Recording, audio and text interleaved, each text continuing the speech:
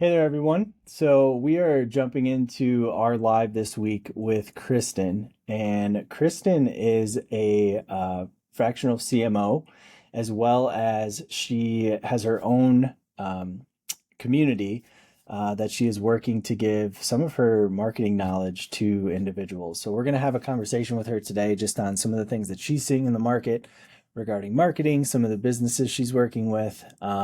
And so we'll start there. But first off, Kristen, I want to give you an opportunity just to kind of tell everybody who you are, your background a little bit, and we'll go from there. Sounds good. Well, thank you for having me, Drew. I appreciate it. I think we met about a month ago or a year ago? It was about a year ago. Yes. I think we Yep. met about a year ago through a mutual friend who is phenomenal, by the way. So shout out to Kate if she's listening right Yes. now.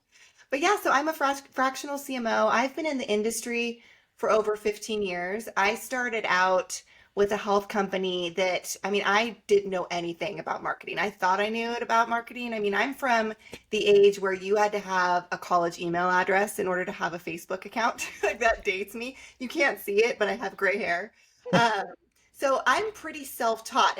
But when I say that, it's because things have evolved so quickly with business and marketing with the online world. Yeah. If you had a degree in marketing, it's a totally different world now. But I started with a health brand and learned very fast how to run paid ads. And then I learned how to build funnels. And then I learned the nuances of email marketing. And so because I learned all the different tactics that were necessary in order to execute a strategy, I then was able to go to the next level. And I helped over 53 natural health practitioners build their brands online and scaled Dr. Pompa's Health Centers of the Future Platinum membership. And then I went from there and ran a social media marketing agency. And then now I'm doing one offs with clients and doing fractional CMO work. And what's really interesting about that is that, it doesn't matter who you are online. What matters is if you have a story and something to serve the marketplace, and anybody can be successful. So I love what I get to do. I get to be creative and I get to help people help more people. Very cool. Yeah, and I wanted to dig into too, and so I appreciate you sharing your background. But one of the things that I know you're putting together and continuing to build right now is your community. So I Mhm. guess what kind of led you to do that, and what are you offering in that community for individuals? Oh, that's such a sweet question. Thank you. I notice because I have a lot of friends who run businesses that they just don't have the capital to pour into media buying to get the reach they're looking for. And when I say capital, I mean in order to really have successful marketing campaigns, you're looking at around $10,000 a month in ad spend alone. And that is not counting how much it costs to write copy and the time and resources that go into that, or creating the graphics, or even watching the numbers to see how things are producing. So funds are required in order to run just a month's worth of ads, and then you're not going to be scaling within 30 days. So you're actually looking at $10,000 a month for like 180 days before you can actually start to see a difference. And that will bankrupt a lot of my friends who own businesses. Yeah. And so it got me thinking, okay, if they don't have the capital to invest in their marketing, but it's their marketing that's holding them back from achieving the capital, maybe there's something here to help get them the lift that they need in order to reach that next level of growth. And so I was thinking, okay, well, if my time is valuable and other experts' times is valuable, what if I created a community space where I can show up and, oh my gosh, pour my heart, my knowledge, and everything into a group call where you can get this information to actually understand the strategies and exactly how to tactically implement them. And then you run off and do it. Now, is that a way that you want to operate for the next like 5 years? No. But it can get you to that next level so you can start making some money, start scaling your business, start growing, so that then you can actually bring in a team to help you expand, take you out of the weeds, and have them start running with it. So it's been a lot of fun. It's been a lot of fun. I show up once a week and I share what I think is going to be revolutionary for the business owners. I look at who's a part of the marketplace, who's part of the community, and what can move the needle for them. That's awesome. Yeah, and I think you hit it right on the head though too, is I think um, there's a lot of experts out there, right? And a lot of times what they're not telling you is you can have the best creative in the world.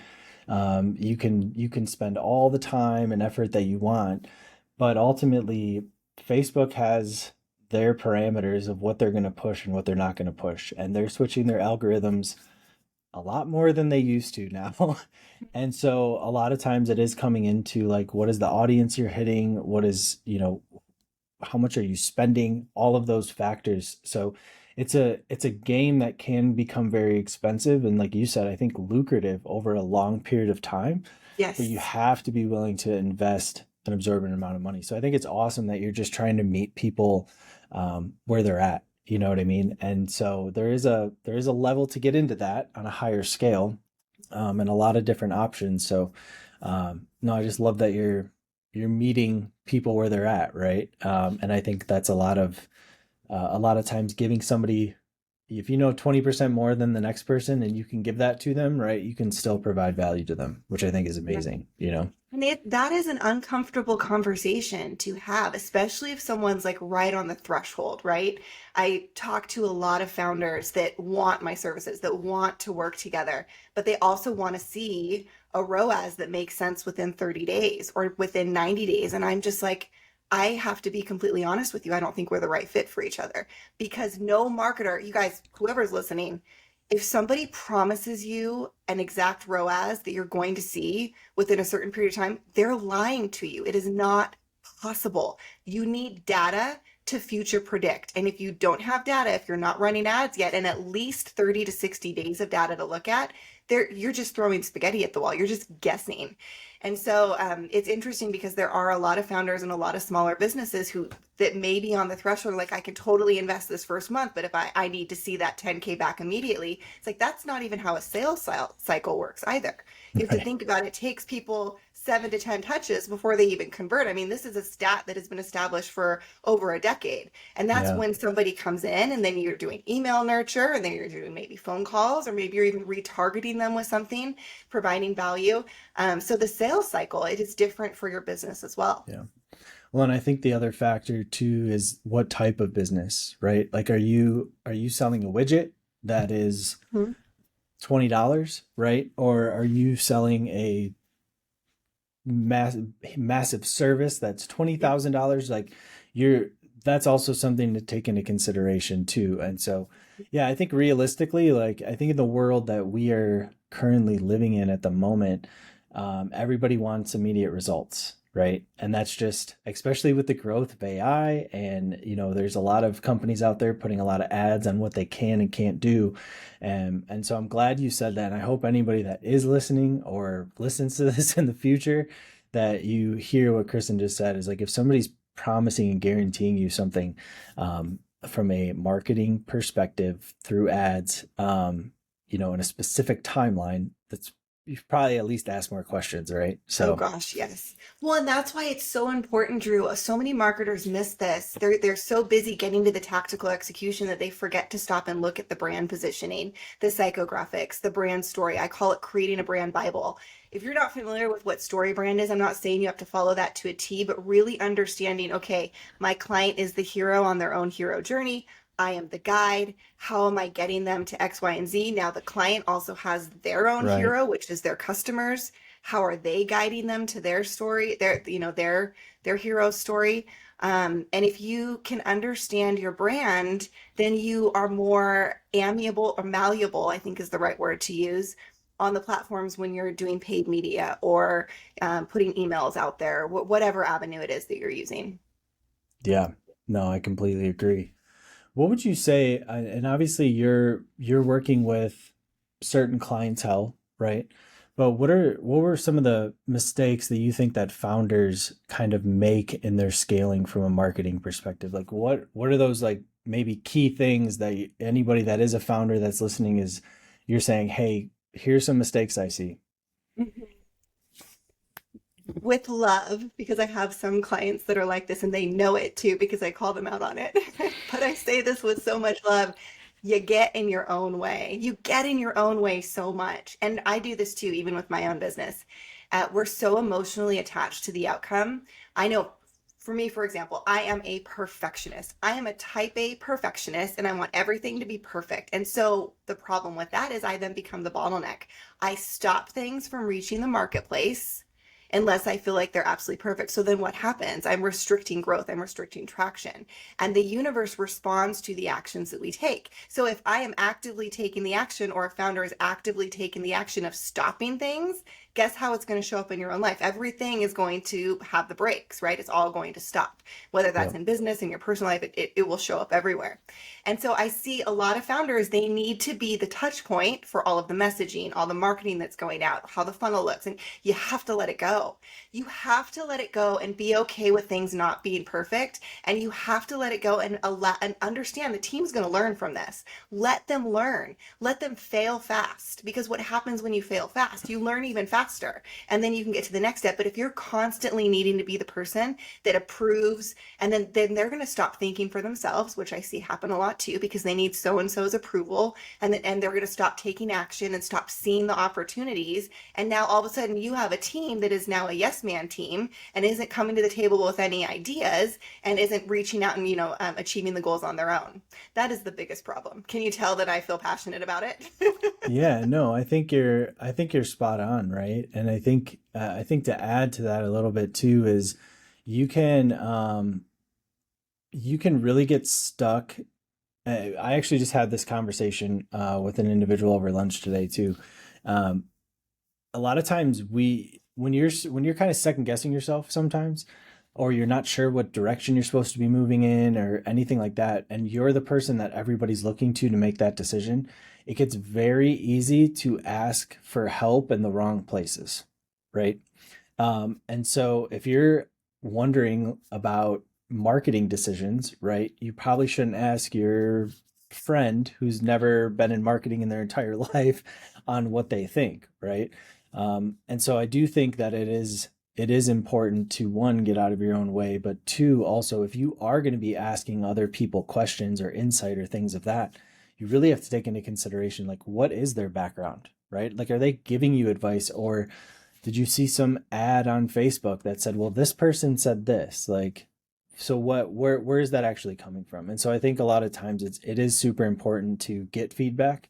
I'm also a big gut person. Like my gut typically isn't wrong, right? Sometimes it is, but typically it isn't wrong if I'm in the right space for that, right? And so I think that that's imperative as well from. Yeah, I think that's a really good point to make. And it's good to have that understanding of who you are in the space that you're working in too. So for example, I had like an all male team, and our avatar were moms who were typically stay-at-home homeschooling moms. And so these guys, like when we were creating the logo and the branding, like they were not the target demographic. So they had all these ideas, but who freaking cares? They're not the Right. target demographic, right? So we Yeah. build this funnel and it's not working. I'm like, listen, guys, we need to think like our avatar. We need to think like the person. So we went and pooled a whole bunch of women homeschool moms. They gave all their feedback. The guys didn't like it, but guess what? It worked because that Yep. was the avatar. So I think that is a really good example of when to look elsewhere. So Mhm. these moms had no marketing experience at all, but they were who we were looking to move forward. So they had the Right. ideal perspective. Yeah, for sure. And I think one thing too, and I'm somebody that sometimes is hesitant in using AI too much, right? I'm Mhm. somebody that I want to implement it when it is a proper place to implement it, right? If it makes sense.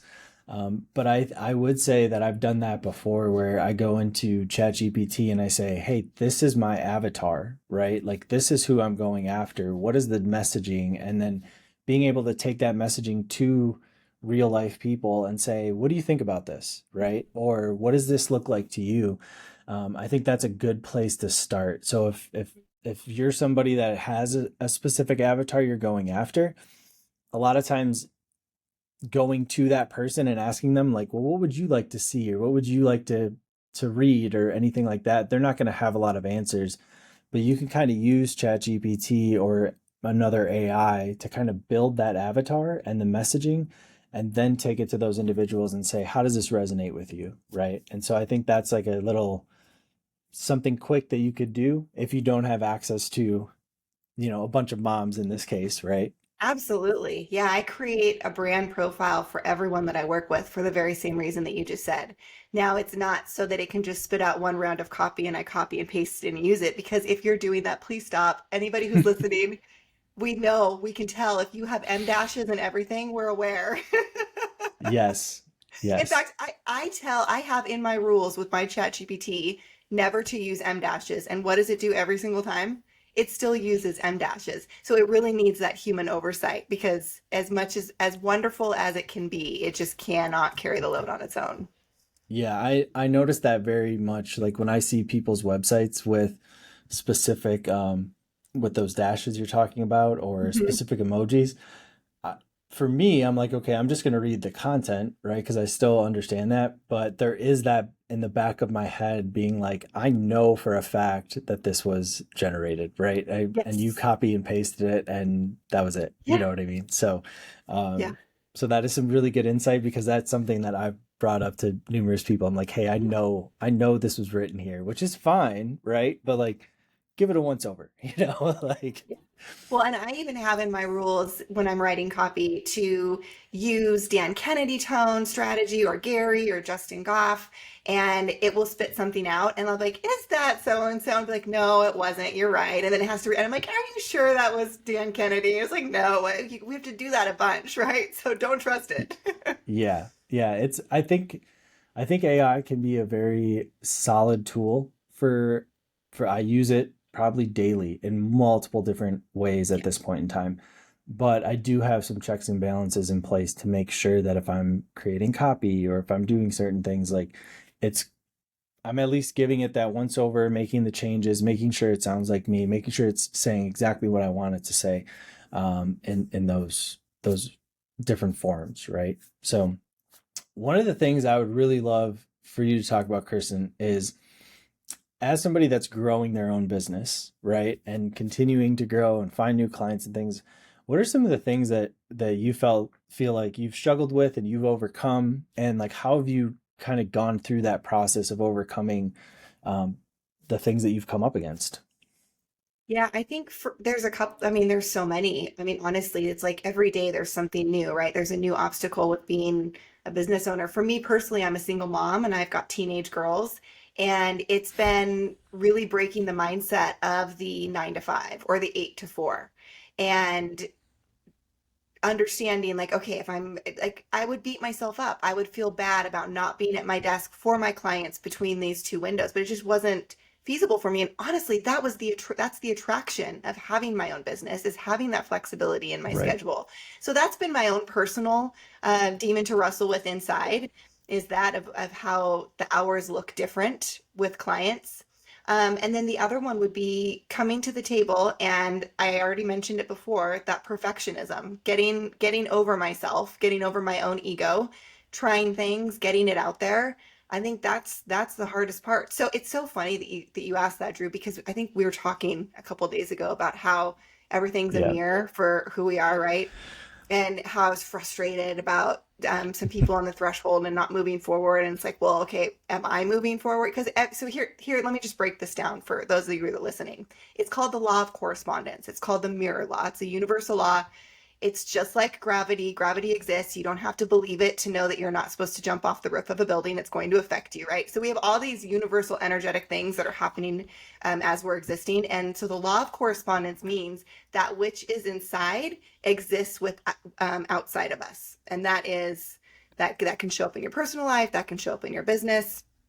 And so if you see something that you love in somebody, guess what? Woohoo, you have that in you too. If you see something that irritates the crap out of you, like I was complaining about the other day, guess what?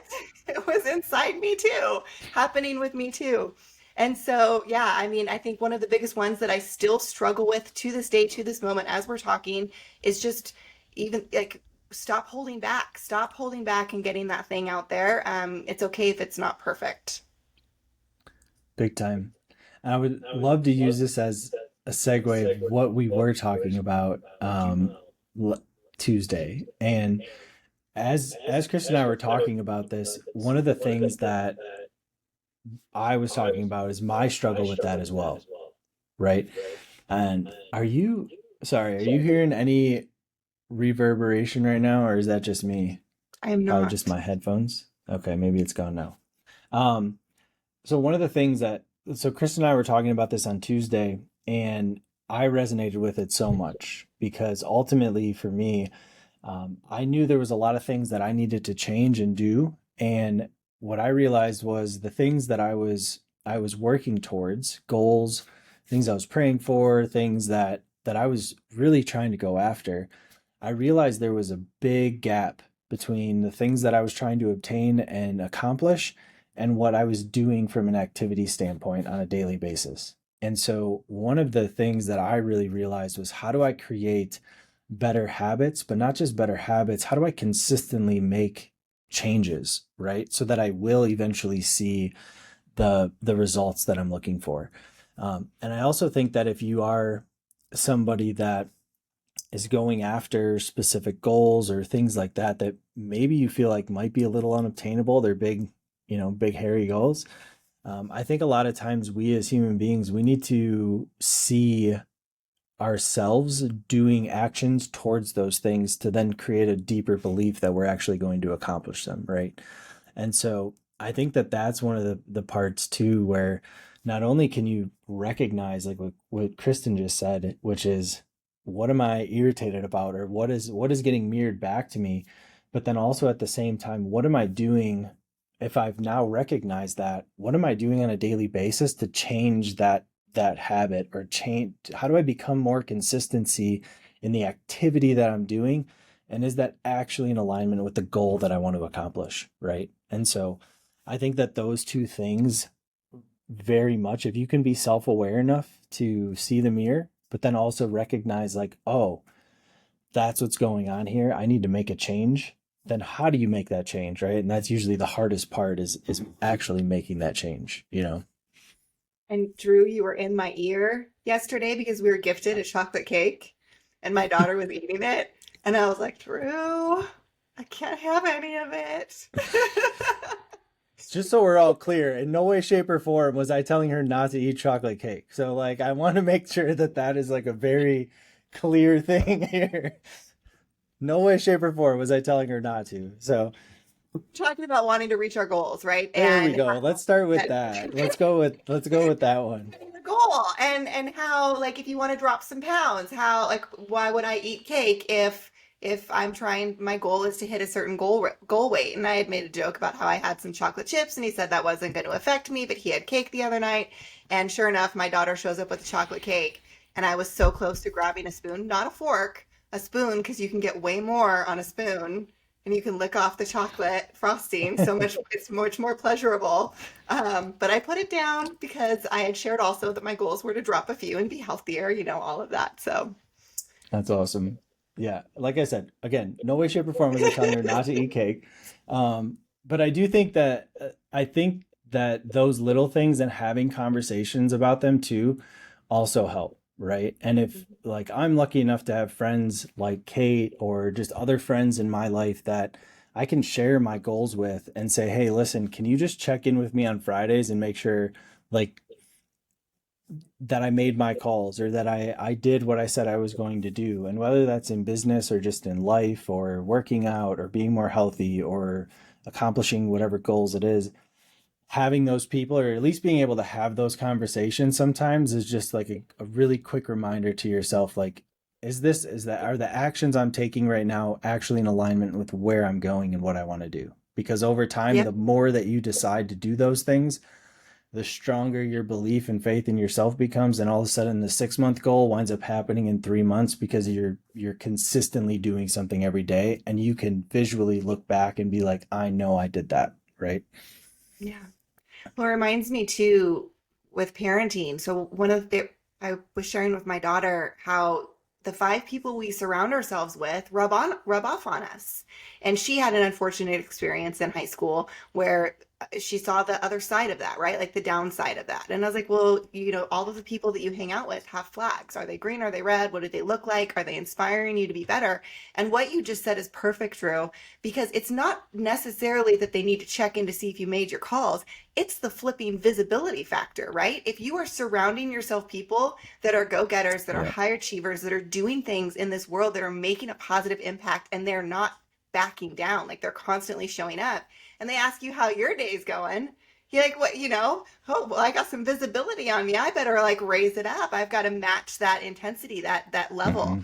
Hmm. So it sounds cheesy, but that old saying, the five people you surround yourself with, you are the average of it. It makes you really want to take some tallies on your circle. Big time. And I will say there's times where I've struggled with that, right? Because and I think in life we kind of go through periods of time where we're around 20 people and then there's 10 and 5 and 2 and 1, you know what I mean? So I think really from a standpoint it's the goal is like, yes, look at the 5 closest people, but if there is 5 people that you can't relate to that aren't where you want to be, who's the one person, right? Is it somebody, and what does it take from that person to let you second guess what decisions you're making, right? Because that's ultimately, I think, and it's kind of cliche, but like how you do one thing is how you do everything. And so there's a lot of times where I'm doing certain things, cleaning or doing just random little things. And I'm like, no, how I do everything, how I do one thing is how I do everything, right? And that's how you consistently change. And eventually those things compound over time to where now you're that way in every aspect of your life. And perfection is never going to happen, just so we're all clear on that as well.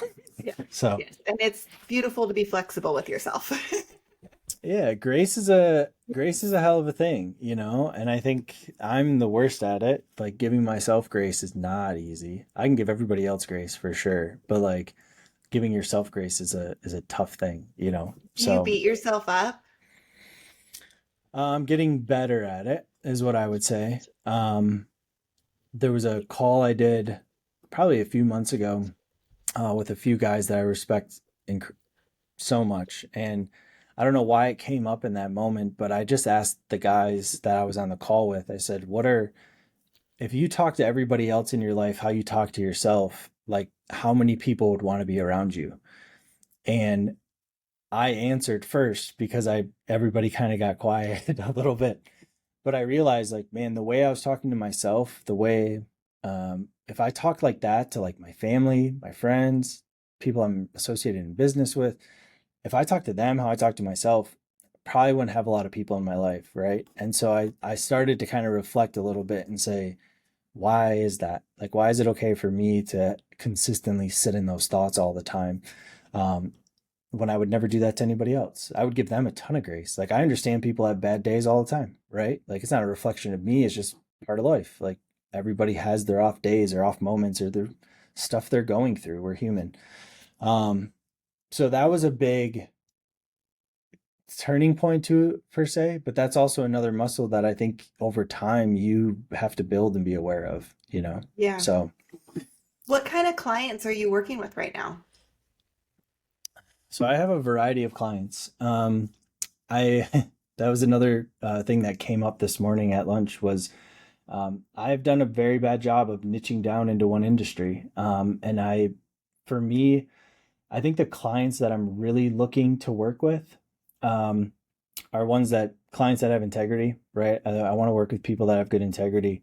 But two is just business owners that I can help with that are stuck or they need help growing, right? And so for me, it's not so much a specific industry that I'm trying to work with, but it's really, people that are looking for the services we're providing. So whether it's a new website or things of that nature, or they need help finding better lead data, or they just need help from like a fractional COO standpoint.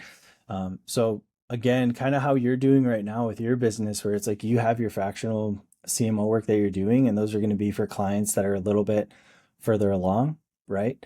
And then you're also offering your community where you're also meeting a different subset of business owners and entrepreneurs that are trying to build that dream. And so I would say that's more of what I'm focused on, not so much from an industry perspective, but businesses that are in those different points of stagnation, and they're not sure how to implement technology in the right way, or what systems they should be using, or do they really need a new website, or do they just need better internal communication systems within their employees, or do they just need better onboarding and retention services for their clients, right? So my goal is always to just have conversations with business owners and figure out where are the where are the issues, and then are there some issues that maybe they're not seeing that I can see, because it's always easier to see somebody's issues from the outside when you're not in it on a day-to-day basis. And that's a conversation I have with pretty much everybody, is like, oh, I can't believe I didn't do that. And I'm like, no, it's not. Like, you're focused on building your business and making money. It's easy for me to come in and be like, oh yeah, we could tweak this. And you're like, oh, I should have done that. And it's like, no, you're fine. That's everybody. Right. So You said something that's really interesting that I hope people are listening to. You were talking about emotional awareness, right? So here you are talking about these tactical and strategic fundamentals of businesses and what you come in and help clients achieve. But what many people miss and don't even realize that it's not the tactics and the strategy that's necessarily missing from the success of a company. It's the flipping culture. It is the culture. You can have the most brilliant genius founder, but if he is an asshole and everybody's afraid of talking to him or standing up to him or even making a mistake, it doesn't matter what he's pushed. Like you have a awful culture that is going to crumble. You're not going to hit your goals. Horrible things are going to happen. So yeah, how we make people feel, how we talk about ourselves is so incredibly important because it will change the energy and the landscape of your business. And if you're listening and you have a culture, if you see that your employees are constantly bickering with each other, if you see that your team members are in competition all the time, look in the flipping mirror. It comes from above. It comes from above. And I know that's a hard truth to swallow, yeah, but the beautiful thing is you have complete control over yourself and you can fix it too. yeah. Um, I think a lot of times too, the it's a lot easier for me coming into a business with a business owner because I'm not their employee, right? Um, but I do think that that's important, is understanding and being able to have that self-reflection moment of things are not if everything was running amazing in somebody's business, right, and they didn't need any of my help or anybody else's help, then that means like you are good to go, right?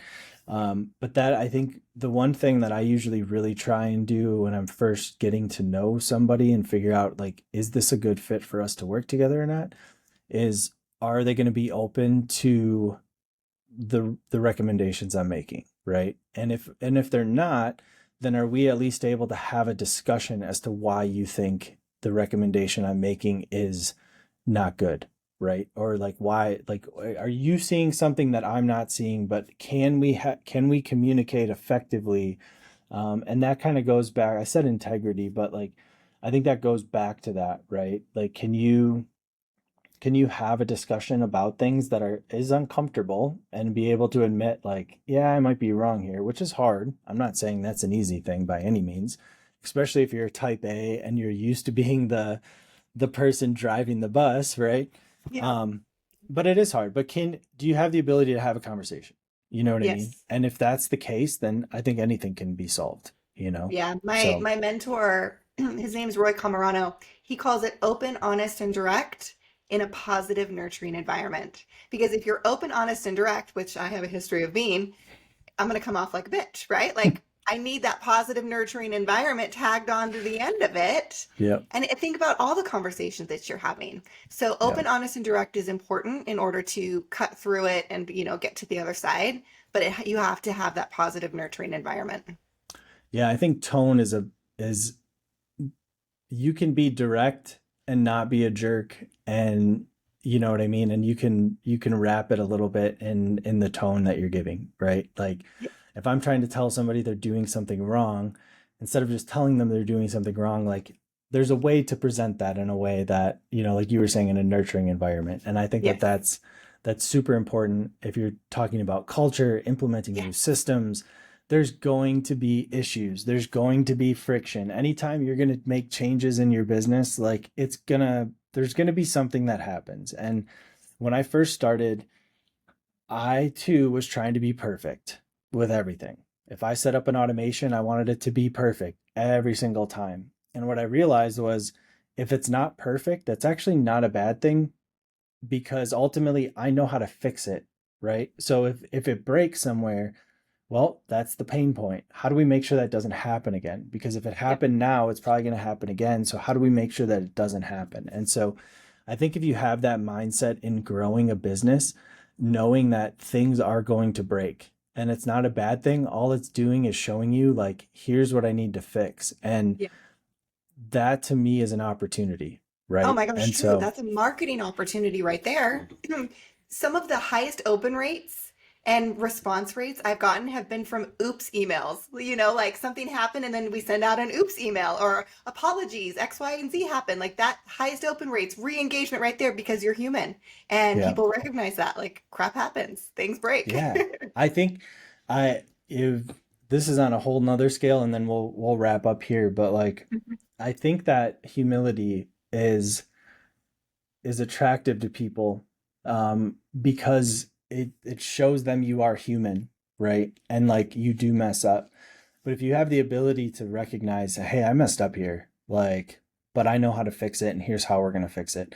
That's what I would say. So if there is anybody that's like that is a founder or anybody that's kind of working in the same capacity as Kristen and I are with other business owners, like humility is important, but I think also is like if something does break, like come with the solution, right? And I think that's important as well too. And if you don't know the solution, at least let them know, hey, I'm working on it. Like I'm gonna figure this out. So very much so.